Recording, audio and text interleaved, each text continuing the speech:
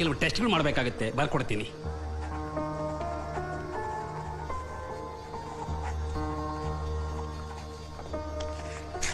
ತಗೊಳ್ಳಿ.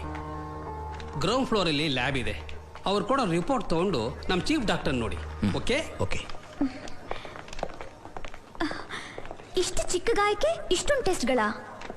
ನೀವು ಯಾವ್ದಾದ್ರು ಈ ತರದ ಇಶ್ಯೂಗಳು ನೋಡಿದ್ರೆ, ಯಾವ್ದಾದ್ರು ಪೇಷಂಟ್ ರಾಂಗ್ ಡಯಾಗ್ನೋಸಿಸ್ ಬಂದು ರಾಂಗ್ ಟ್ರೀಟ್ಮೆಂಟ್ ಆಗಿರೋದು ನೋಡಿದ್ದೀರಾ ನೀವು? So wrong diagnosis because of various factors, but ಈ ರೀತಿ ಕರೆಕ್ಟ್ ಆದ ಲ್ಯಾಬ್ ಅಲ್ಲಿ ಟೆಸ್ಟ್ ಮಾಡದೇ ಇರೋದ್ರಿಂದ ರಾಂಗ್ ಡಯಾಗ್ನೋಸಿಸ್ ಆಗಿ ತುಂಬಾ ದಿನ ಕಷ್ಟಪಟ್ಟಿರೋ ಪೇಷಂಟ್ಸ್ ನ ಡೆಫಿನೆಟ್ಲಿ ನೋಡಿದೀನಿ. For example, I had 45-year-old patient who had symptoms of bleeding.